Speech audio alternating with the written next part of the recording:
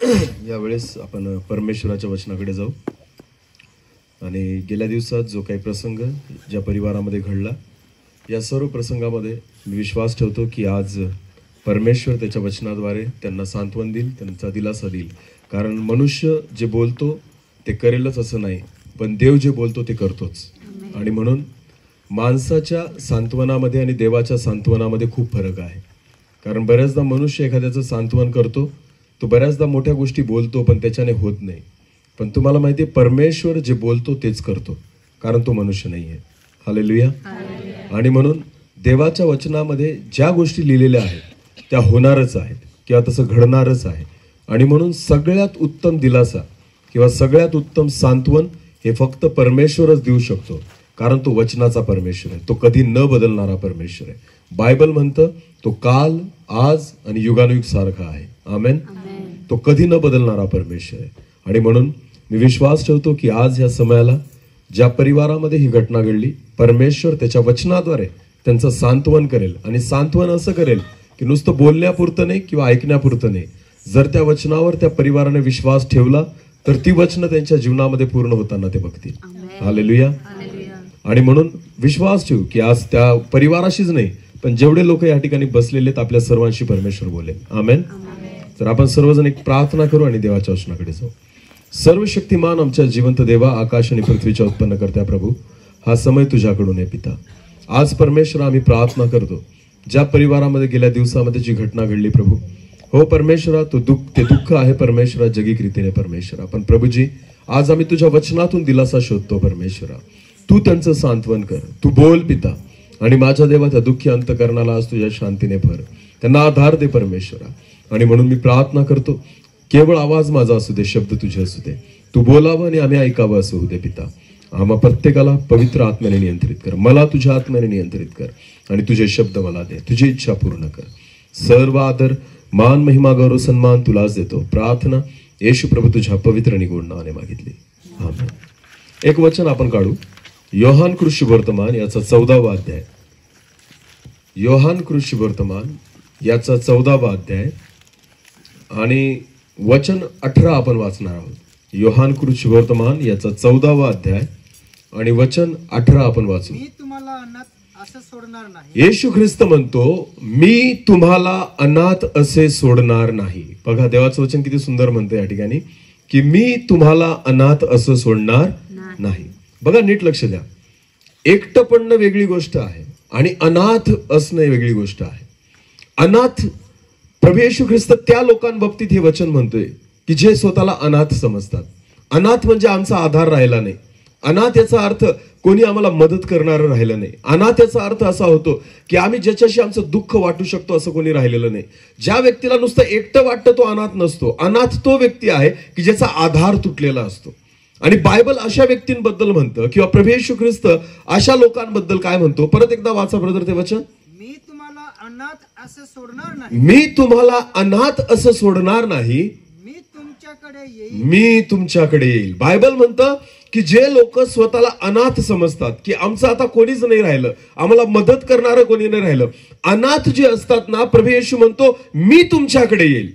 तुम्ही जरी माझ्याकडे नाही आलेत ना तर प्रभू म्हणतो तुमचं अनाथपण दूर करण्यासाठी मी तुमच्यापर्यंत येईल. हालेलुया. सगळ्यात मोठं अभिवचन हे दिलेलं आहे देवाने. आमेन. आपल्या जवळचा व्यक्ती आपल्याला सोडून गेला. बघा मृत्यू हा अटळ आहे प्रत्येक व्यक्तीसाठी. एवढंच आहे की कदाचित कोणी आज जातंय, कोणी उद्या जाईल.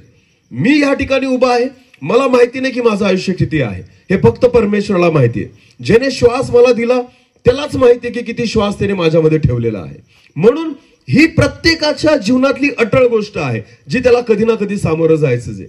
पण तुम्हाला माहिती या सर्व परिस्थितीमध्ये मी तुम्हाला सांगतो आज आपल्या घरामध्ये जेवढे लोक आहेत ते सर्व काळ आपल्या सोबत राहणार नाहीत कोणीच. प्रत्येकाची एक समय, प्रत्येकाचा एक वेळ नेमून दिलेला आहे. तुम्हाला माहिती का जगातले नाते हळूहळू तुटतात, जगातले नाते हळूहळू सुटतात. पण तुम्हाला बायबल काय म्हणतं, ज्या दिवशी तुला वाटेल की तू अनाथ आहेस, ज्या दिवशी तुला वाटेल की तू एकटा आहेस, ज्या दिवशी तुला वाटेल की माझा आधार तुटलेला आहे, प्रभू येशू म्हणतो मी तुझ्या जवळ येईन. आमेन. मी तुझ्या जवळ येईन. तुम्हाला माहिती प्रियांनो, एक वचन वाचू चला आपण अजून. पहिले योहानाचे पत्र याचं 3रा अध्याय वचन 1 वाचा. 1 योहान 3:1. आपल्याला देवाची मुले आपल्याला देवाची मुले हे नाव मिळाले. हे नाव मिळाले. बोला कोणते नाव मिळाले? देवाची मुले. बोला कोणतं? देवाची मुले. नीट लक्ष द्या. जेवढे लोक इथं बसलेले आहेत ज्यांनी येशू ख्रिस्तावर विश्वास ठेवलेला आहे, लक्षात घ्या आपल्याला कोणतं नाव मिळालंय? देवाची मुले. तुम्हाला माहितीये देवाची मुलं कधीच अनाथ होऊ शकत नाही. हालेलुया. देवाची मुलं कधीच अनाथ होऊ शकत, कारण देव कधी मरत नाही. हालेलुया. किती सुंदर गोष्ट ही. जर या वचनाकडे आपण नीट विचार केला तर काय म्हटले? तुम्हाला देवाची मुलं हे नाव मिळालेलं आहे. याचा अर्थ काय होतो? देव, मी मरणार आहे पण देव कधी मरणार नाही. मी संपणार आहे पण देव कधी संपणार नाही. तो काल, आज आणि युगानुग सारखा आहे. आमेन. नीट लक्ष द्या. परमेश्वराने तुम्हाला आणि मला, ज्यांनी प्रभू येशू ख्रिस्तावर विश्वास ठेवलेला आहे, बायबल असं म्हणतं तुम्हाला देवाची मुलं ही नाव मिळालेलं आहे. आमेन. याचा अर्थ असा होतो की आपण, मी लहान असताना म्हणजे मी बाळ असताना सुद्धा मी कोणाचा मुलगा आहे? देवाचा. तरुण झालो तरी मी कोणाचा मुलगा आहे? म्हातारा झालो तरी मी कोणाचा मुलगा आहे? मरून गेलो तरी मी कोणाचा मुलगा आहे? मी कधीच अनाथ होणार म्हणजे मी लहान होतो तरी, तरुण झालो तरी, म्हातारा झालो तरी, मरून गेलो तरी मी अनाथ राहणार. म्हणून येशू ख्रिस्त म्हणतो ज्या दिवशी तुला वाटेल ना तू अनाथ आहे, मी तुझ्या जवळ येईन. आमेन. नीट लक्ष द्या. परमेश्वराने सर्वात मोठं अभिवचन तुम्हाला आणि मला विश्वासणाऱ्यांना दिलेलं आहे. तुम्हाला माहिती, आपले जवळचे नाते जातील, आपले आई वडील कदाचित आपल्यापासून दूर होतील, पण तुम्हाला माहिती भाऊ बहीण सोबत राहू शकत नाही. बरेच जगातले सगळे नाते एक दिवस आपल्याला सोडून जाणार आहेत, पण तुम्हाला माहिती देव आपल्याला कधीच एकटा ना तसं सोडणार नाही. तो म्हणतो मी तुम्हाला कधीच अनाथ असं सोडणार नाही. जेव्हा तुम्हाला वाटेल की तुम्ही अनाथ आहात, मी तुमच्या जवळ येईल. हालेलुया. हालेलुया. एकदम सुंदर अभिवचन परमेश्वराने तुम्हाला आणि मला दिलेलं आहे प्रियांनो. आणि म्हणून जर आज या परिवारामध्ये अशी घटना घडली ना, जगिक रीतीने दुःख होतं, जगिक रीतीने आपल्याला त्रास होतो, कारण अनेक वर्ष आपण सोबत राहिलेलो आहोत, अनेक वर्ष आपण सोबत काढलेले आहेत, सुख दुःख आपण सोबत वाटलेलं आहे. पण तुम्हाला माहिती, या सर्व परिस्थितीमध्ये तुम्हाला माहिती, आज जर एक व्यक्ती सोडून गेला, जर आपण विश्वासात टिकून असू तर आपण पण जाणार आहोत. आणि प्रभू येशू ख्रिस्ताने म्हटलेलं आहे की एक दिवस आपण सर्वजण एकमेकांना सामोरे जाऊ. हालेलुया. बायबल असं म्हणतं ज्यावेळेस कर्णा वाजेल त्यावेळेस पहिले जे मेलेले आहेत ते उठतील. हालेलुया. नंतर आपण जिवंत जे उरलेलं आहोत ना ते आपण रूपांतरित होऊ, परमेश्वराचं वचन म्हणतं. आमेन. म्हणजे परमेश्वर पहिलं अभिवचन कोणासाठी देतोय माहिती का? जे पहिल्यांदा झोपलेले आहेत ते उठतील. हालेलुया. आणि नंतर जे तुम्ही जिवंत असे उरू ते आपण त्या लोकांना सामोरे जाणार आहोत, असं परमेश्वराचं वचन म्हणतं. प्रियांनो, मी तुम्हाला सांगतोय जगिक नात्यामध्ये ह्या गोष्टी आहेत. मृत्यूचा अडथळा जो आहे तो जगिक नात्यांमध्ये आहे, पण देवाच्या नात्यामध्ये मृत्यूचा अडथळा नाही. जर तुम्ही परमेश्वरावर विश्वास ठेवला आणि आपण जर देवावर विश्वास ठेवला तर परमेश्वर म्हणतो मी तुम्हाला कधीच अनाथ असं सोडणार नाही. जेव्हा तुला वाटेल की तू अनाथ आहे, मी तुझ्या जवळ असेन. आमेन. हालेलुया. मी एक उदाहरण देऊ इच्छितो. माझ्या स्वतःच्या जीवनाबद्दलची मी साक्ष सांगू इच्छितो की मला लहानपणापासून बापाचं प्रेम कधीच नाही भेटलं. मी आईसोबत वाढलो, लहानाचा मोठा मी माझ्या आईसोबत झालो. मला अनेकदा असं वाटायचं की माझे वडील माझ्यासोबत का नाहीत, माझे पप्पा माझ्यासोबत का नाहीत. शाळेत सुद्धा मी गेलो, माझ्या ऍडमिशन पासून, माझ्या सगळ्या गोष्टींपासून माझ्या आईने माझ्याकडे बघितलं. फार वाईट दिवस काढले सगळ्या गोष्टींमध्ये. मला वाटत नव्हतं मी चांगलं शिक्षण घेईन, मला वाटत नव्हतं की मी नोकरीला लागेल, मला वाटत नव्हतं माझं काही चांगलं होईल. का? कारण आशाच नव्हती, पैसा नव्हता, सगळ्या गोष्टी होत्या. तुम्हाला माहिती, पण एक वचन खरंच परमेश्वर म्हणतो ना, परत आपण जे पहिलं वचन वाचलं ते वाचा, योहान शुभवर्तमान 14:18.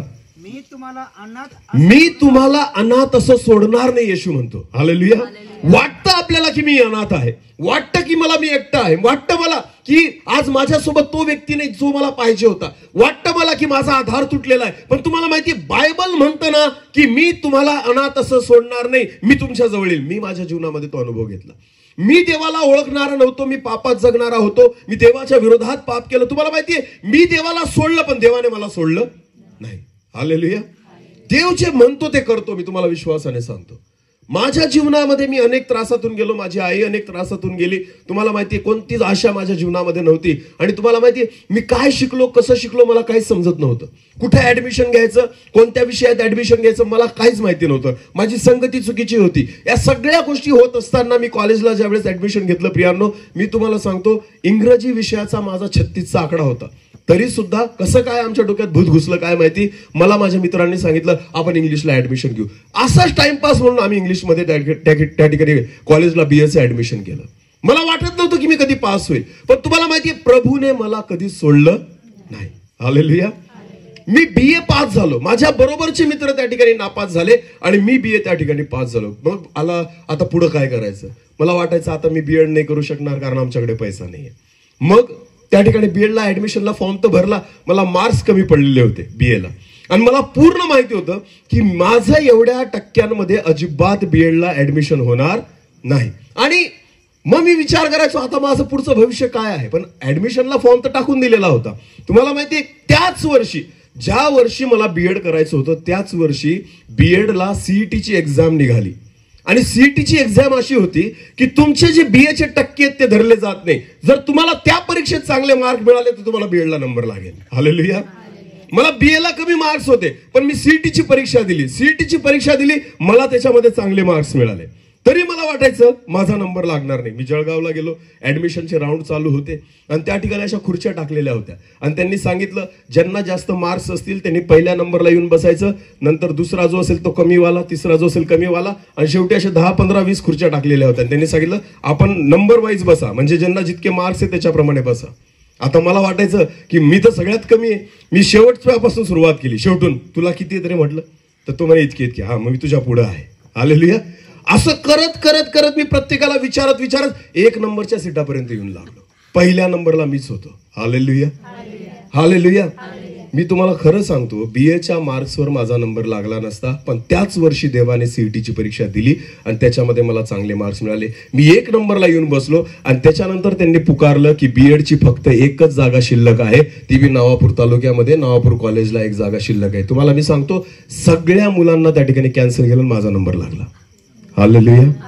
बायबल म्हणतं मी तुम्हाला कधी जाणार तसं सोडणार नाही. देव आपल्याला कधीच सोडत नाही. मी तुम्हाला सांगतो माझ्या जीवनातला हा जिवंत अनुभव आहे.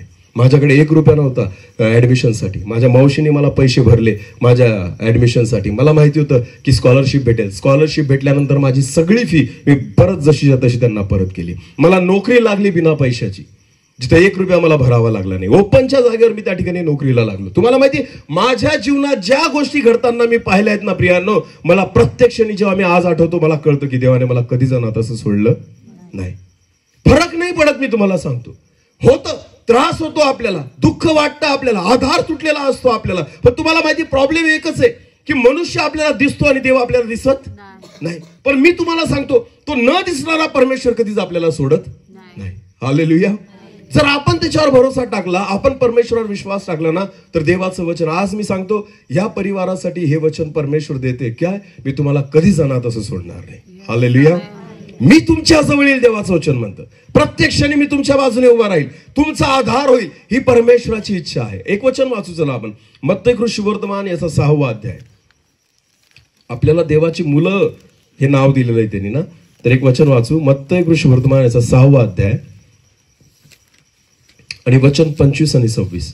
यास्तव मी तुम्हाला सांगतो की, आता नीट लक्ष द्या, वचनाकडे लक्ष द्या. ह्यास्तव येशू म्हणतो मी तुम्हाला सांगतो की आपल्या जीवाविषयी म्हणजे आपण काय खावे आपण काय खावे व काय प्यावे व काय प्यावे आणि आपल्या शरीराविषयी म्हणजे आपण काय पांघरावे याची चिंता करत बसू नका. बायबल म्हणतं तुम्ही 2 गोष्टींची चिंता करू नका. एक तुमचा जीव आणि दुसरं तुमचं शरीर. हालेलुया. शरीराच्या गरजा आणि जीवाच्या गरजा या बाबतीत चिंता करू नका, कारण परमेश्वर बांधील आहे तुमच्या गरजा पूर्ण करायला. आमेन. हा, देव तुमच्या त्या प्रत्येक गरजा पूर्ण करेल. परमेश्वर म्हणतो शरीराविषयी व जीवाविषयी काळजी करू नका. पुढे वाचा. अन्नापेक्षा जीव आणि वस्त्रापेक्षा शरीर अधिक आहे की नाही. हा, पुढे. आकाशातील पाखरांकडे निरखून पहा. आता बघा बायबल काय म्हणतं. येशू म्हणतो आकाशातील पाखरांकडे निरखून बघा. ती पेरणी करत नाही, ती पेरणी करत नाही, कापणी करत नाही व कोठारात साठवत पण नाही, तरी तुमचा स्वर्गीय पिता, त्यांचा नाही, पाखरांचा पिता नाही म्हटलेलं आहे त्याने स्वतःला. कोणाचा म्हणतो? तुमचा स्वर्गीय पिता. हालेलुया. हा, परत वाचा ते पाखरांचं, परत वाचा. नाही आकाशातील पाखरांकडे निरखून बघा. करत ही नाही, पेरणी करत नाही, कापणी करत नाही, कापणी करत नाही कोठारात साठवत व कोठारात आपल्यासाठी साठवत नाही, तरी तुमचा स्वर्गीय पिता त्यांना खायला दे. त्यांना खायला देतो. आमेन. आमेन. त्यांना कोण खायला देतो? बोला आपला स्वर्गीय पिता. आपला बोला कोणाचा स्वर्गीय पिता? माझा. हालेलुया. बायबल असं नाही म्हणत की त्यांचा स्वर्गीय पिता.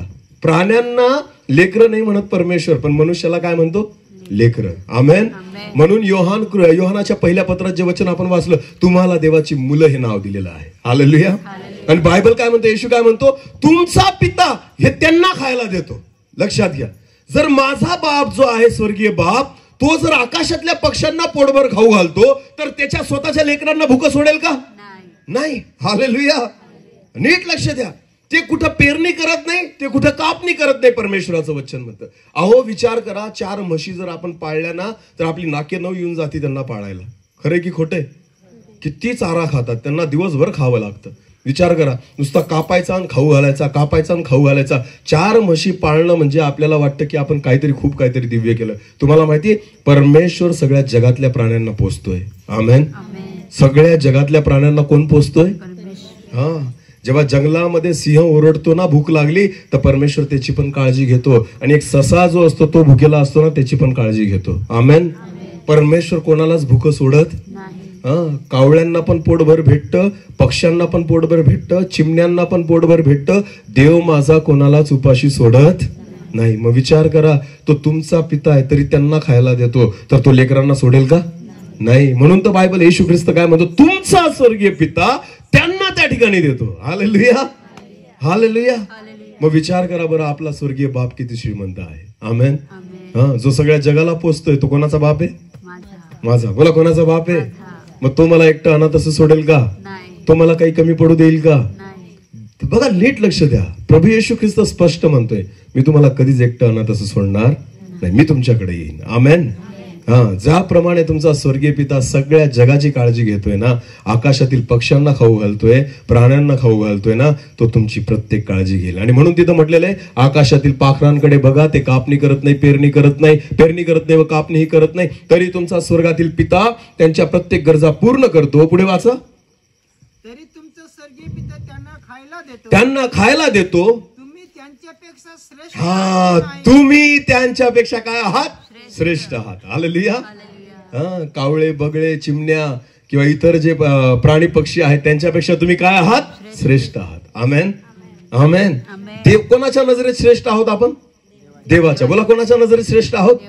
देवाच्या. हालेलुया. मग देवाच्या नजरेत जर आपण श्रेष्ठ आहोत, त्यांच्यापेक्षा ते जर पोटभर खाताय, देव आपल्याला उपाशी ठेवेल का? नाही. हालेलुया. किती महान परमेश्वर आहे. आमेन. बायबल असं म्हणतं, तुम्हाला माहिती का, जसा शलमोन सुद्धा आपल्या पूर्ण आयुष्यामध्ये सजला नव्हता, तसा शृंगार परमेश्वर फुलांना आणि झाडांना करतो. आमेन. लक्षात घ्या, फुलपाखरू जे असतात ना, त्या फुलपाखराचे ते हे बघा, रंग बघा किती सुंदर भरलेले असतात. त्यांना कपडे बदलावे लागत नाही. इतकं सुंदर परमेश्वराने डिझाईन काढलेली ना, ती कधी पुसली जात नाही. एकदा परमेश्वर रंग भरतो, तुम्हाला माहिती, आयुष्यभर ते सुंदर दिसतात. विचार करा, देव जर प्राण्यांना, पक्ष्यांना आणि या फुलपाखरांना जर एवढं सुंदर करू शकतो आणि त्यांची एवढी काळजी घेऊ शकतो, तर तुमची आणि माझी काळजी घेणार नाही का? हालेलुया. किती महान परमेश्वर आहे. आमेन. तुम्ही एक गोष्ट नीट लक्ष द्या, बर्फाचे जे प्रदेश असतात ना, जिथं थंडी खूप असते, जिथं बर्फ पडतो, तुम्ही तिथल्या प्राण्यांना बघा. तिथल्या प्राण्यांची केस लहान असतात का मोठी असतात? मोठी असतात. बोला कशी असतात? मोठी. का? कारण त्यांना काय वाजायला नको? थंडी. बोला काय वाजायला नको? ते बिचारे स्वेटर घालू शकत, ब्लँकेट घेऊ शकत नाही. मग त्यांची केस कोणी वाढवली? देवाने. कारण देवाला काळजी आहे, यांना तिथं काय वाजेल? थंडी. त्यांना थंडी वाजूच नाही म्हणून परमेश्वराने निर्माण करतानाच त्यांची केस बघा. तुम्ही कोणत्याही बर्फाळ प्रदेशातल्या प्राण्यांना बघा, तिथले कुत्रे सुद्धा आपल्यासारखे दिसत नाही. तिथल्या नाही, खरंच आहे ना, तिथल्या कुत्र्यांना सुद्धा केस आपल्या कुत्र्यांपेक्षा काय असतात? जास्त असतात. कारण देवाला माहितीये तिथं काय पडते? थंडी जास्त पडते, बर्फ पडतो. आणि म्हणून त्यांना ती थंडी सहन व्हावी म्हणून परमेश्वर त्यांना बनवतो ना. कुत्रेच असतात ते पण आपल्या कुत्र्यांमध्ये त्या कुत्र्यांमध्ये एवढा फरक असतो की त्यांना जास्त केस दिलेले असतात. कारण देवाला काळजी आहे की या थंडीमध्ये त्यांना त्रास व्हायला नको. विचार करा, प्राण्यांची एवढी काळजी घेतो होतो आणि मनुष्याला त्यांनी कसं बनवलंय? स्वतःच्या प्रतिरूपाचं. जसा तो आहे, तुम्हाला आणि मला तो मुलं म्हणतोय, तर तुम्हाला आणि मला असं सोडेल का वाऱ्यावर? नाही, मी तुम्हाला सांगतो, जगातले नाते सुटतील, आपले जगातले आधार तुटतील, पण स्वर्गातला आधार कधी संपणार नाही. परमेश्वर नेहमी आपल्या बाजूने उभा राहील. Hallelujah, hallelujah. आणि काय माहिती, मी ज्यावेळेस या ठिकाणासाठी मी प्रार्थना करत होतो की प्रभू काय बोलायचं ना, मला अचानक हे वचन आलेलं होतं. बस परमेश्वर माझ्याशी फक्त मनात बोलला की मी तुला कधी जाणार तसं सोडणार नाही. आणि मी विश्वास ठेवतो की ह्या परिवारासाठी हे वचन देवाने दिलेलं आहे. आमेन. विश्वासाने चाला. या दुःखातून काढण्यासाठी मनुष्य मदत करणार नाही, पण मी तुम्हाला सांगतो परमेश्वर तुम्हाला दुःखात राहूच देणार नाही. हालेलुया. कोणीच मनुष्य तुम्हाला दुःखातून बाहेर काढू शकत नाही. कोणीच मनुष्य तुम्हाला तुमच्या त्रासातून बाहेर काढू शकत नाही. मनुष्याचा आधार, बायबल असं म्हणतो, जो मनुष्यावर भाव ठेवतो तो श्रापित आहे. समजतं मी काय सांगतोय? देवाचं वचन म्हणतं, जो मनुष्यावर भाव ठेवतो तो श्रापित आहे. कारण देवाला माहितीये, माणसाकडून कसल्याच मदतीची अपेक्षा करू नका. देव जो आहे ना, तो न मागता तुम्हाला देईल. हालेलुया. जसं तो पक्ष्यांची आणि प्राण्यांची काळजी घेतो ना, तो त्याच्या लेकरांची काळजी घेण्यासाठी समर्थ आहे. म्हणून तो म्हणतो, मी तुम्हाला अनाथ सोडणार नाही, मी तुमच्या जवळ येईन. हालेलुया. हा, तुमची प्रत्येक गरज मी जाणेल. रडायचंय, देवाजवळ रडा. मन मोकळं करायचंय, देवाजवळ करा. जर तुम्हाला वाटतंय की प्रभू मी एकटा आहे, प्रभूला म्हणा, प्रभू तू माझ्या सोबत राहा. हालेलुया. सगळ्यात उत्तम आधार परमेश्वर आहे. आमेन. तो कधीच आपल्याला एकटा अनाथ असं सोडणार नाही. लोक हसतात, लोक तेवढ्या पुरतं दुःख दाखवतात, लोक तेवढ्या पुरतं सांत्वन करतात, पण मी तुम्हाला सांगतो, आयुष्यभर जग आपल्यासोबत उभं राहत नाही. सख्य नातेवाईक सुद्धा उभे राहत नाही. उलट लोक तेवढ्या पुरती येतील आणि तुम्हाला सांत्वन करतील, दोन शब्द सांगतील, पण मी सांगतो अडीअडचणीच्या परिस्थितीला जगातल्या कोणत्याच माणसाकडून अपेक्षा करायची नाही. पण मी तुम्हाला सांगतो, परिस्थिती कशी असू द्या, परिस्थिती कशीही असू द्या, एकच व्यक्ती आहे जो अपेक्षा करण्यासारखा, तो म्हणजे परमेश्वर. आमेन. त्याच्याकडे तुम्ही कधीही अपेक्षा करा. माझा परमेश्वर तुम्हाला कधीच लज्जित फज्जित होऊ देणार नाही. तो कधीच अनाथ असं सोडणार नाही. तुम्ही अर्ध्या रात्री त्याच्याकडे काही मागा, तो तुमच्यासाठी उभा राहील. आमेन. तुम्ही कोणत्याही परिस्थितीत त्याच्याकडे मागा, तो तुमच्यासाठी उभा राहील. तो तुम्हाला कोणत्याही परिस्थितीमध्ये एकटं सोडणार नाही. हालेलुया. मी म्हणून माझं उदाहरण दिलं की लहानपणापासून बिना बापाचं मी वाढलोय. फक्त माझ्या आईने मला वाढवलं. कोणाला माहिती नव्हतं, कारण मी नेहमी माझ्या आईसोबतच लोकांना दिसलोय. पिंपळनेरमध्ये सुद्धा माझ्या आईलाच माझ्यामुळे मी तिच्यामुळेच ओळखला जातो वगैरे वगैरे ह्या गोष्टी. पण आज तुम्हाला माहिती, माझी ओळख माझ्या जगातल्या बापामुळे नाही, माझी ओळख माझ्या स्वर्गातल्या बापामुळे आहे. हालेलुया. आज जर जग मला ओळखतं किंवा लोक मला ओळखतायत ना, तर जगातली ओळख नाही माझी ओळख स्वर्गीय आहे. आमेन. कारण ज्या बापाची मी आज सेवा करतोय ना, त्याच्याच नावाने ओळखला जातोय. आमेन. मग विचार करा, याला जर तो उचलू शकतो ना, तो कोणालाही उचलू शकतो. हालेलुया. मी पैसे भरून नोकरी करू शकत नव्हतो, हे देवाला माहिती होतं. देवाने मला फुकट नोकरी दिली. कशी दिली? फुकट दिली. तुम्हाला माहितीये, मला ओपनच्या जागेवर नोकरी लागलेली. ओपनच्या जागेवर सगळ्यात जास्त पैसा मोजावा लागतो, आणि मला फुकट परमेश्वराने ओपनच्या जागेवर नोकरी दिली. हे फक्त माझ्या देवाची कृपा आहे. आमेन. परमेश्वराने ह्या सगळ्या गोष्टी माझ्यासाठी जर पुरवल्या ना, तर ते वचन आहे की मी तुम्हाला कधी जाणार तसं सोडणार नाही. आणि जर परमेश्वर बोलतो तर तो करतो, कारण तो जसं बोलतो तसं करणारा परमेश्वर आहे. हालेलुया. आणि मी विश्वास ठेवतो ह्या परिवारासोबत सुद्धा परमेश्वराचा अनुग्रह. एक वचन अजून वाचू आपण, मत्ती शुभवर्तमान 6वा अध्याय. मत्ती शुभवर्तमान 6वा अध्याय आणि वचन 31 वाचू आपण. यास्तव काय खावे, प्रभू येशू म्हणतो, यास्तव काय खावे, काय प्यावे व काय प्यावे, काय पांघरावे, काय पांघरावे, असे म्हणत चिंता करत बसू, असे म्हणत चिंता करत बसू नका. कारण ह्या सर्व गोष्टी मिळवण्याची धडपड परराष्ट्रीय लोक करत. जे लोक देवाला ओळखत नाही त्यांनी ही चिंता करणं बरोबर आहे. ते लोक अशी चिंता करतात, देवाचं वचन म्हणतं. पण तुम्हाला या सर्वांची गरज आहे, तुम्हाला ह्या सर्वांची गरज आहे, हे तुमचा स्वर्गीय पिता जाणून आहे. हालेलुया. प्रत्येक वेळेस देव काय म्हणतो, येशू काय म्हणतो, तुमचा स्वर्गीय पिता. बोला, तुमचा. जे ईश्वर विश्वास ठेवतात ना, त्यांच्याबद्दल हे स्पष्ट वचन आहे, तुमचा स्वर्गीय पिता. हालेलुया. एक वचन वाचा ब्रदर अजून, योहान शुभवर्तमान 16:27. योहान 16:27. कारण पिता स्वतः तुमच्यावर प्रीती करतो. कारण तुम्ही माझ्यावर प्रीती, कारण येशू म्हणतात तुम्ही माझ्यावर प्रीती करतात. हालेलुया. लक्षात घ्या, स्वर्गीय पिता त्याच्यावर प्रीती करतो. ज्याच्यावर कोण प्रीती करतो? येशूवर जर तुम्ही प्रीती केली तर पिता कोणावर प्रीती करतो? तुमच्यावर प्रीती करतो. हालेलुया. जेवढे लोक येशूवर विश्वास ठेवतात आणि जेवढे लोक येशूवर प्रीती करतात, बायबल स्पष्ट म्हणतं त्यांच्यावर स्वर्गातील पिता सुद्धा काय करतो? प्रीती करतो. आमेन. लक्षात घ्या, आपण चांगलेत म्हणून देव आपल्यावर प्रेम नाही करत, पण येशू ख्रिस्त चांगला आहे ना म्हणून आपल्यावर प्रेम करतो. हालेलुया. तुम्ही येशूवर प्रेम करा, देव तुमच्यावर प्रेम करेल. आमेन. आणि जेवढ्या लोकांनी प्रभू येशू ख्रिस्तावर विश्वास ठेवलेला आहे ना, त्यांना पिता, आणि तुम्ही त्याचे पुत्र झालेले आहात आणि देवाने तुम्हाला पिता म्हणण्याचा अधिकार दिलेला आहे. हालेलुया. देवाची मुलं हे नाव मिळालंय. बोला, काय मिळालंय? नाव. आमेन. आपण देवाची लेकरं आहोत. मग सगळ्यात श्रीमंत कोण आहे? आपण. कारण सगळं जग कोणाचं आहे? अरे बोला. आपल्या पिता. लोक 1 acre 2 acre 10 acre 15 acre 20 acre 40 acre 50 acre, लोकांना वाटतं माझ्याकडे एवढी एकर जमीन आहे. अरे माझ्या बापाकडे सगळं जग आहे. हालेलुया. हा, इथली पृथ्वीची जमीन जाऊ द्या, चंद्राची पण जमीन कोणाची आहे? माझ्या बापाची आहे. मंगळावरची जमीन पण कोणाची आहे? जेवढे ग्रह आहेत त्यांच्यावरची जमीन कोणाची आहे? माझ्या बापाची आहे. तुम्हाला माहिती आहे? कारण सगळं जग कोणी निर्माण केलं? माझ्या बापाने. हालेलुया. त्याचा मी मुलगा आहे ना, स्वर्गीय पित्याचा मी मुलगा आहे. लक्षात घ्या, चंद्र सूर्य तारे जेवढे तुम्हाला दिसतात, आकाशातल्या सगळ्या गोष्टी, पृथ्वीवरील प्रत्येक गोष्टी ज्या देवाने निर्माण केलेल्या आहेत त्याच्या आहेत. आणि तो मला स्वतःचा काय म्हणतो? मुलगा. तो जर माझा पिता आहे तर या सगळ्या गोष्टी कोणाच्या आहेत? माझ्या आहेत. याचा अर्थ सगळ्यात धनी माझा बाप आहे. हालेलुया. मग विचार करा, मला का वाटावं की मी एकटा आहे? मला का वाटावं की मला काही गरज मला काहीतरी कमी पडेल? मी तुम्हाला सांगतो, देव तुम्हाला काहीच कमी पडू देणार नाही. परमेश्वर म्हणतो, मी तुम्हाला अनाथ असं सोडणार नाही.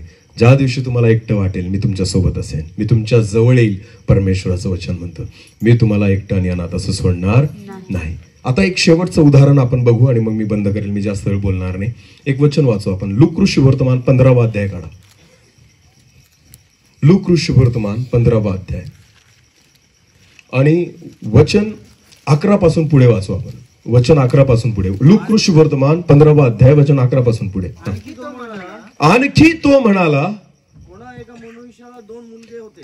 एका मनुष्याला 2 मुलगे होते. आता नीट लक्ष द्या, देवाची मुलं आहोत आपण, पण देवाची मुलं सुद्धा 2 प्रकारची असतात. किती प्रकारची? 2 प्रकारची. बायबल मध्ये उदाहरण दिलेलं आहे.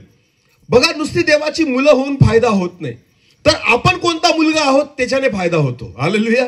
आणि म्हणून प्रभू येशू ख्रिस्ताने इथं 2 मुलांचं उदाहरण दिलेलं आहे. कोणा एका बापाला 2 मुलं होती. पुढे वाचा. त्यापैकी जो लहाना मुलगा होता तो आपल्या बापाला म्हणाला, बाबा,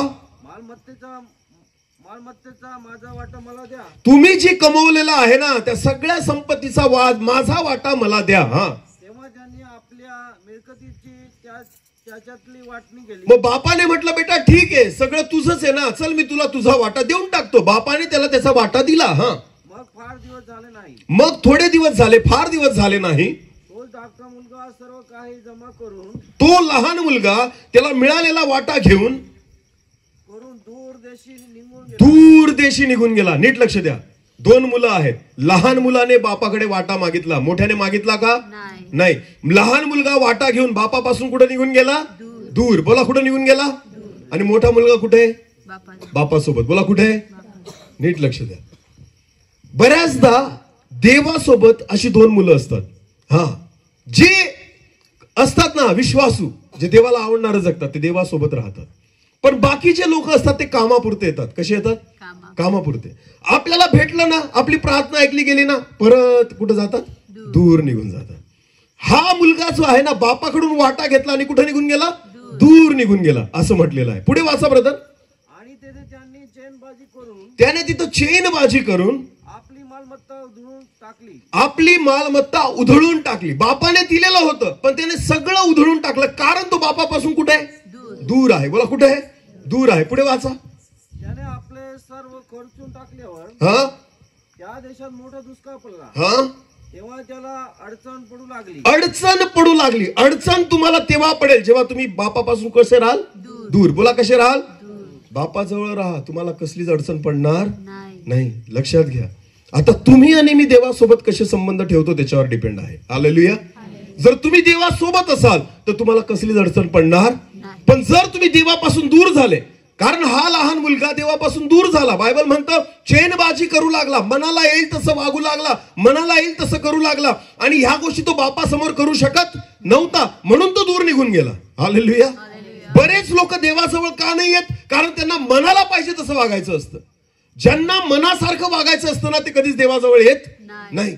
मी तुम्हाला सांगतो, मी स्वतः जेव्हा पापामध्ये होतो, मी स्वतः जेव्हा दारू प्यायचो, मी स्वतः जेव्हा सिगरेट प्यायचो, मी देवाजवळ नाही यायचो. का? कारण मला माहिती होतं देवाजवळ ह्या गोष्टी चालणार नाही. मी बाहेर राहायचो, दूर राहायचो देवापासून, आणि मग मी अडचणीत राहायचो. बोला, कशात राहायचो? अडचणीत. अडचणी, समस्या, निराशा या आपोआप माझ्या जीवनामध्ये यायच्या. का? कारण मी देवापासून काय होतो? दूर होतो. हा मुलगा देवापासून दूर गेला, चेनबाजी करून सगळं उधळून लावलं. बायबल म्हणतं दुष्काळ पडला, आणि आता त्याला खायला नाही, तर तो अडचणीत सापडला. पुढे वाचा. मग तो त्या देशातील एका रहिवाशाजवळ जाऊन त्याला चिटकून राहिला. हा, बघा, स्वतःचा बाप सोडला त्याने. आतापर्यंत बाप त्याला सगळ्या गोष्टी देत होता, पण आता सगळं बापाचं त्याने उडवलं आणि एका दुसऱ्या रहिवाशाकडे नोकरासारखा राहायला लागला. हा, पुढे वाचा. त्याने त्याला आपल्या शेतात डुकरे चारण्यास पाठवले. वा वा वा. काम काय दिलं त्याने? डुकरं चारण्याचं काम दिलं. बापाने दिलंच त्याला काम असं? स्वतःच्या बापाने डुकरं चारायला लावले असते? नाही. ही परिस्थिती यासाठी आली कारण हा बापापासून कुठे गेला? देवापासून दूर जाऊ नका. जर देवापासून दूर जाल तर अशी परिस्थिती येईल. तुम्हाला माहितीये, कोणीच तुम्हाला जवळ करणार नाही, कुठूनच आधार भेटणार नाही. लोक निंदा करतील. तुम्हाला माहिती, लोक आपल्याला ह्या परिस्थितीपर्यंत आणून सोडतील. त्याला बायबल म्हणतं की तो लहान मुलगा, त्याने काय काम दिलं त्या व्यक्तीने? त्याला डुकरं चारण्याचं. बोला, काय काय काम दिलं? डुकरं चारण्याचं. याचा अर्थ काय होतो? याची लायकीच नव्हती चांगलं काम करण्याची. जर याच्यामध्ये योग्यता असती, याला चांगलं काम भेटलं असतं, पण याला योग्यताच नव्हती, त्याला डुकरं चारण्याचं काम दिलं. तुम्ही देवापासून जर दूर गेले तर लक्षात घ्या, आपल्याला किंमत राहत, आपल्याला किंमत उरत नाही. वाचा, पुढे वाचा. तेव्हा डुकरे खात असत, त्यातल्या शेंगा तरी खाऊन पोट भरावे अशी त्याला फार इच्छा होई. जेव्हा तुम्ही देवापासून दूर असतात ना, काय खायचं हे सुद्धा तुम्हाला कळत नाही. काय खावंसं वाटत होतं याला? कोण खातं? डुकरं जे शेंगा खातात ना, त्या खाऊन तरी मी पोट भरावा असे विचार कोणाच्या मनात येत होते? या मुलाच्या, ज्याचा बाप काय आहे? श्रीमंत आहे, ज्याच्या बापाकडे सगळ्या गोष्टी आहेत, ज्याच्या बापाच्या हाताखाली अनेक नोकर चाकर आहेत, ज्याच्या बापाच्या घरी रोज 5 पक्वान्न बनतात. आता हा काय खायचा विचार करतोय? जे कोण खातं? डुकरं. बोला, कोण खातं? तुम्ही देवापासून दूर जर गेले ना, मी तुम्हाला सांगतो, काय खाल हे तुमचं तुम्हालाच कळणार नाही. मी जेव्हा तंबाखू खायचो, मला कळायचं नाही हे काय. डुकरं सुद्धा खात नाही, ते मी खायचो. हालेलुया. अरे बोला ना, खरंय की खोटं आहे? डुकरं सुद्धा जे खात नाही ते मी खायचो. याचा अर्थ काय होतं? तुम्ही कोणापासून दूर? मी कोणापासून दूर होतो? मी कोणाबद्दलच बोलत नाही, मी माझ्याबद्दल उदाहरण देतोय, कारण मी होतो तसा. नीट लक्ष द्या.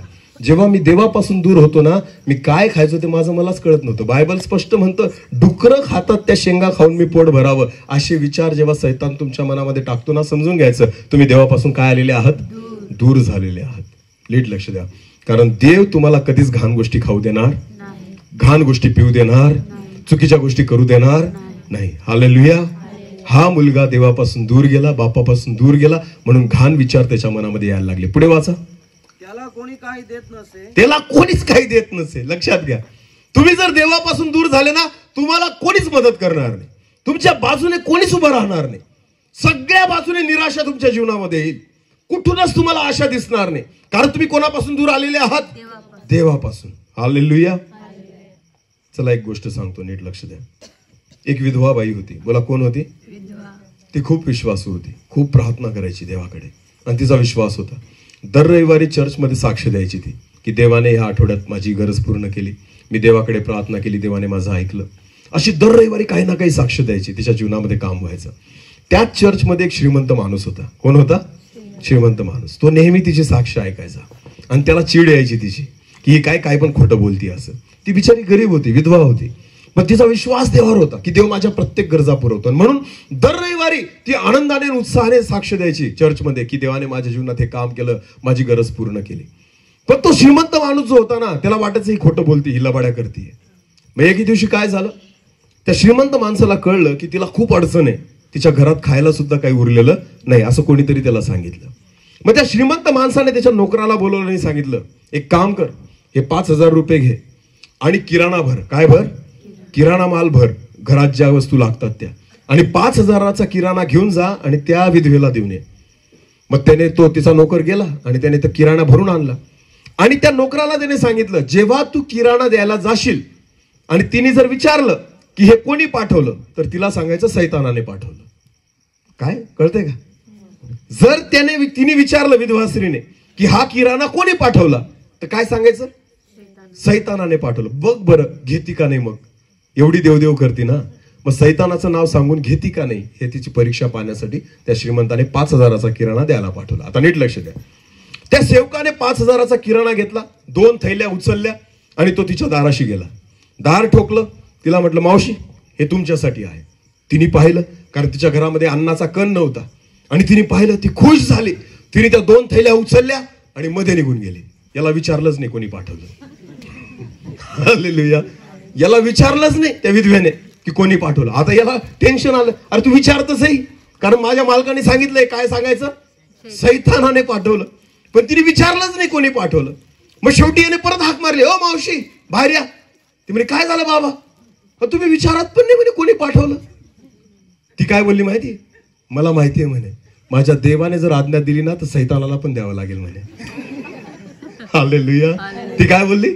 मला माहितीये, माझ्या देवाने जर आज्ञा दिली ना तर सैतानाला सुद्धा द्यावं लागेल. याला म्हणतो विश्वास. हालेलुया. देव तुमच्या प्रत्येक गरजा पूर्ण करतो. आमेन. फक्त विश्वास कोणावर ठेवा? देवावर ठेवा. परमेश्वर काही कमी पडू देणार, कसलीच घटी पडू देणार. मग मला एक सांगा, मी मनुष्य आहे, मी तुम्हाला सांगितलं तू घाबरायचं नाही बरं का, मी तुझ्या सोबत आहे. खोटा आहे, मी लबाड आहे. मी काय आहे? लबाड आहे. पण माझा देव लबाड, माझा परमेश्वर लबाड. माणसावर कधीच भरोसा ठेवू नका, कारण तो आज काय बोलेल उद्याची गॅरंटी, त्याची स्वतःची गॅरंटी नाही. तो तुम्हाला काय गॅरंटी देईल? हालेलुया. मला एक सांगा, मी तुम्हाला सांगायचं की तुम्ही टेन्शन नाही घ्यायचं, मी तुमच्या पाठीशी उभा राहील. अरे उद्याचा दिवस मला माहितीये का? मी उद्या जगेल का मरेल मला माहितीये का? उद्या माझ्याकडे पैसा राहील का नाही मला माहितीये का? मग मी तुम्हाला कसं काय गॅरंटी देऊ शकतो की मी तुझ्यासोबत उभा राहील? नाही. पण तुम्हाला माहितीये, परमेश्वर तुम्हाला गॅरंटी देऊ शकतो, कारण तो होता, तो आहे आणि तो असणार आहे. हालेलुया.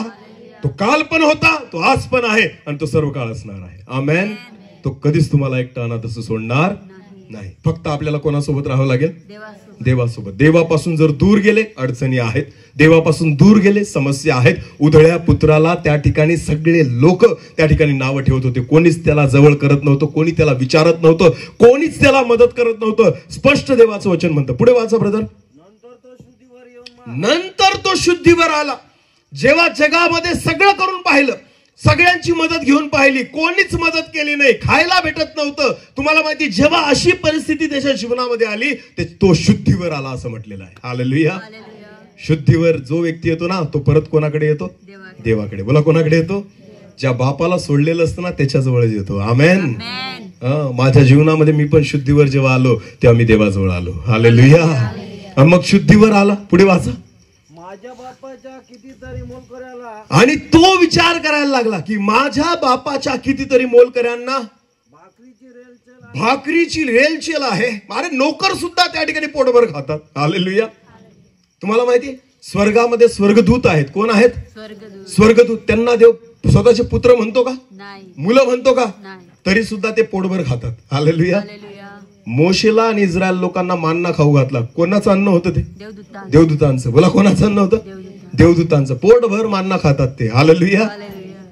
हा उधळ्या पुत्र म्हणतो, माझ्या बापाच्या घरात मोलकऱ्यांना सुद्धा भाकरीची रेलचेल आहे. पुढे वाचा. आणि मी तर येथे भुकेने आणि मी त्या बापाचा मुलगा असताना सुद्धा आज त्रासामध्ये आहे. मी आज मरत आहे असं तो म्हणतो. पुढे वाचा. मी उठून आपल्या बापाकडे जाईन. मी उठून आपल्या बापाकडे जाईन व त्याला म्हणेन, बाबा, मी स्वर्ग विरुद्ध व तुमच्या विरुद्ध पाप केले आहे. हे पित्या, मी तुझ्या विरुद्ध आणि स्वर्गाविरुद्ध पाप केले आहे. आता तुमचा मुलगा म्हणून घ्यायला मी योग्य नाही. तुमचा मुलगा म्हणून घेण्याची माझी योग्यता नाही. आपल्या एका मोलकऱ्याप्रमाणे मला ठेवा. एखाद्या तुमच्या नोकराप्रमाणे मला ठेवा. बघा, नीट लक्ष द्या. मन देवाकडे वळवा. आमेन. कसं का असेना परमेश्वराकडे परत या. चुकलो असू आपण, काहीतरी पाप केलं असं आपल्या जीवनामध्ये आपण, पण काही हरकत नाही. सगळं सोडायचं आणि देवाकडे यायचं. देवाला म्हणायचं, देव मला स्वीकार. आमेन. परमेश्वरा, पित्या तू माझा स्वीकार कर. कसं का असे ना, कारण तुझ्या घरामध्ये नोकर सुद्धा सुखी राहतो. हालेलुया. मी तर मुलगा आहे. आमेन. नोकर सुद्धा सुखी राहतो, मी तर मुलगा आहे. तो विचार करतो मी परत जाईन माझ्या बापाकडे. पुढे वाचा. मग तो उठून आपल्या बापाकडे गेला. मग तो उठून आपल्या बापाकडे गेला. तो दूर आहे. तो दूर आहे. तो त्याच्या बापाने त्याला हा, पाहिले. जसा तो मुलगा बापा जवळ येत होता ना, बाप त्याला वाटच बघत होता, हा कधी येतो. हालेलुया. परमेश्वर तुमचा स्वर्गीय पिता आहे, त्याचं लक्ष फक्त तुमच्यावर आहे. आमेन. जरी तुम्ही तुमच्या पापामुळे दूर गेलेले असाल ना, तरी देव तुमची काय बघतोय? वाट.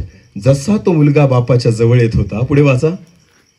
त्याला त्याचा कळवळा आला. बापाला मुलाचा काय आला? कळवळा. जेव्हा तुम्ही पित्याजवळ येतात, देवाजवळ येतात ना, देव तुमचा राग नाही करत, देव तुमचा काय करतो? कळवळा करतो. देवाला प्रेम आणि देवाला तुमची दया येते. आमेन. जी परिस्थिती असेल ना, देवाजवळ या. परमेश्वर प्रेमळ आणि दयाळू परमेश्वर आहे. हालेलुया. त्याला त्याचा कळवळा आला. पुढे वाचा.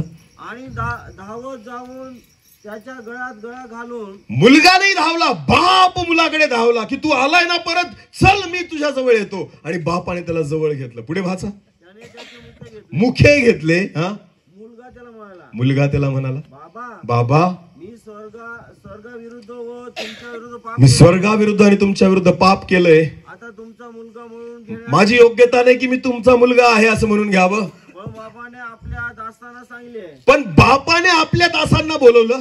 लवकर उत्तम झगा आणून. लवकर उत्तम झगा आणून याला घाला. याला घाला. याच्या हातात अंगठी व पायात जोडे घाला. याच्या हातात अंगठी व पायात जोडे घाला. आणि पुष्ट वासरू आणून कापा. आणि एक पुष्ट वासरू आणून कापा.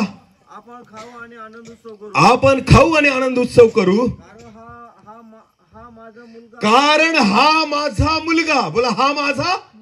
हा, मी तुला नोकर म्हणून नाही स्वीकारत, मी तुला मुलगा म्हणूनच स्वीकारेल. आमेन. भले आपण चुकलेलो असू, बापापासून दूर गेलेलो असू, पण तुम्हाला माहिती, आपण पश्चाताप करून जेव्हा बापाजवळ येतो ना, बाप आपल्याला मुलगा म्हणूनच स्वीकारतो. हालेलुया. फाटके कपडे बदलले गेले, हातामध्ये सोन्याची अंगठी टाकली आणि परत पित्याने स्वतःचा अधिकार त्याला देऊन टाकला. आमेन. तो कधीच आपल्याला एकटा अनाथ असं सोडत नाही. स्वर्गीय पिता आहे तो तुमचा आणि माझा. आपल्या आईच्या गर्भात आपण होतो ना, त्याच्या अगोदर तो तुम्हाला ओळखतो. आमेन. वचनात लिहिलेलं आहे की गर्भाशयात असताना पासून मी तुला ओळखले. हालेलुया. तुमच्या आईने तुमचा चेहरा पाहिला नव्हता, त्याच्या अगोदर तुमचा चेहरा कोणी पाहिला? देवाने. आपल्या वडिलांनी आपला चेहरा पाहिला नव्हता, त्याच्या अगोदर आपला चेहरा कोणी पाहिला? देवाने. नाव त्याने पहिले ठेवलेलं आहे. हालेलुया. मग काय तो तुम्हाला आणि मला सोडेल का? म्हणून येशू म्हणतो, मी तुम्हाला कधीच अनाथ असं सोडणार नाही, मी तुमच्या जवळ येईन. आमेन. आणि याच्यापेक्षा उत्तम सांत्वन काही असू शकत नाही, याच्यापेक्षा चांगला दिलासा काही असू शकत नाही. माणूस काय दिलासा देईल? लबाड्या करतो माणूस, हे स्पष्ट सांगतो. हा, लबाड्या करतो की तुम्ही टेन्शन नाही घ्यायचं, मी तुमच्या अजिबात नाही. माणसाकडून भरोसा ठेवूच नका. पण जो भरोशाचा लायक आहे तो केवळ कोण आहे? परमेश्वर. तो कधीच तुम्हाला सोडणार नाही. हालेलुया.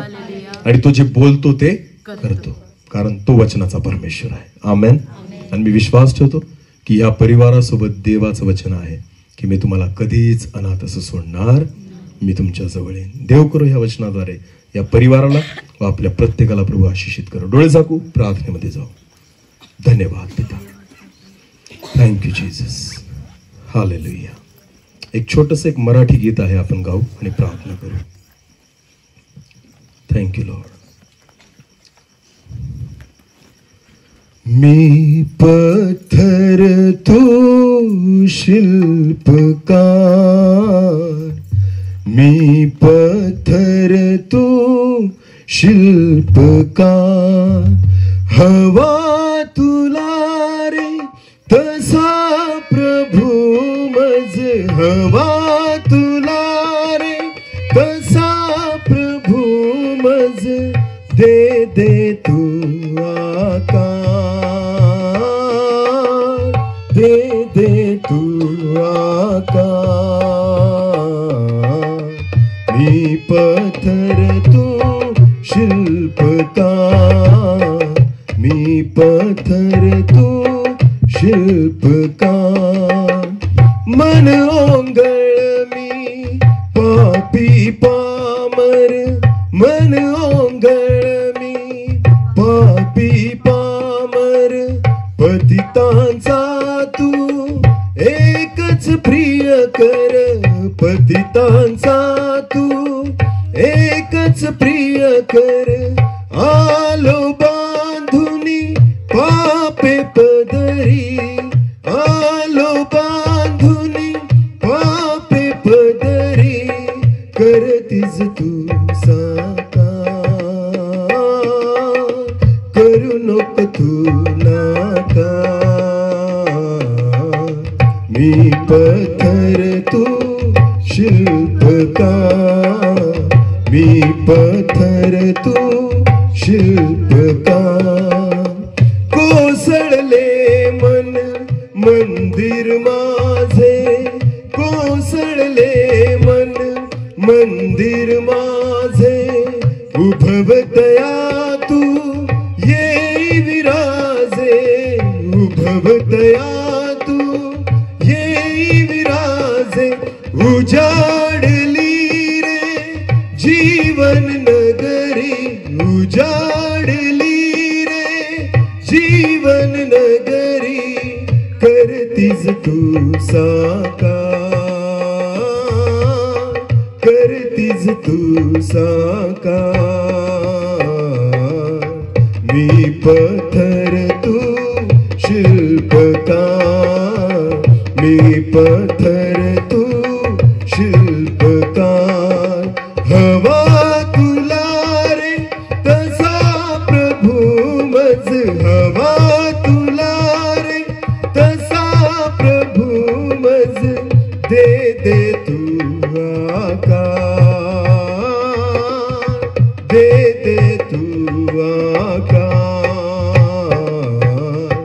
मी पत्थर तू शिल्पकार, मी पत्थर तू शिल्पकार, स्तवितो नित्य दिन क्षण सुखाचे, स्तवितो नित्य दिन क्षण सुखाचे, विस्मरलो सुख परमार्थाचे, विस्मरलो सुख परमार्थाचे, पाय ढळे हा तोल सुटतो, पाय ढळे हा तोल सुटतो, दे मज तू आधार, दे मज तू आधार, मी पत्थर तू शिल्पकार, मी पत्थर तू शिल्पकार, हवा तुला रे तसा प्रभू मज, हवा तुला रे तसा प्रभू मज, दे दे तू आकार, दे दे तू आकार, मी पत्थर तू शिल्पकार, मी पत्थर तू शिल्पकार. धन्यवाद प्रभूजी. माझ्या देवा, आम्ही त्या दगडा समान आहोत परमेश्वर, ज्याला आकार नाही, पण प्रभू ज्यावेळेस आम्ही तुझ्या हातात येतो तू आम्हाला आकार देतो. जरी परिस्थिती आमच्या जीवनामध्ये बिकट झाली, पण त्या सर्व परिस्थितीमुळे आम्हाला तू आकार देत असतोस परमेश्वरा. आणि म्हणून प्रभूजी मी प्रार्थना करतो आम्ही स्वतःला तुझ्या हातात द्यावं, कारण तू जो आकार देतो तो सर्वोत्तम असतो परमेश्वरा. मी विश्वास ठेवतो आज तू ह्या परिवाराला एकटं सोडलेलं नाही, अनाथ असं सोडलेलं नाही. या परिवारासोबत तू आहे हा मी विश्वास ठेवतो. त्या परिवाराने अजून तुझ्या जवळ यावं, तुझ्या सोबत राहावं, कारण तू स्वर्गीय पिता आहे जो कधी आम्हाला अंतर देत नाही. प्रभू तुझ्या वचनाबद्दल धन्यवाद देतो. हे वचन ह्या परिवारासाठी आणि इथं उपस्थित आम्हा सर्वांसाठी आशीर्वादाचं कारण कर. केवळ ऐकणारे नाही, पण प्रभूजी वचनावर विश्वास ठेवून चालणारे आम्हाला कर. सर्व आदर मान महिमा गौरव सन्मान तुलाच देतो. प्रार्थना येशू प्रभू तुझ्या पवित्र आणि गोड नावाने मागितली. आमेन.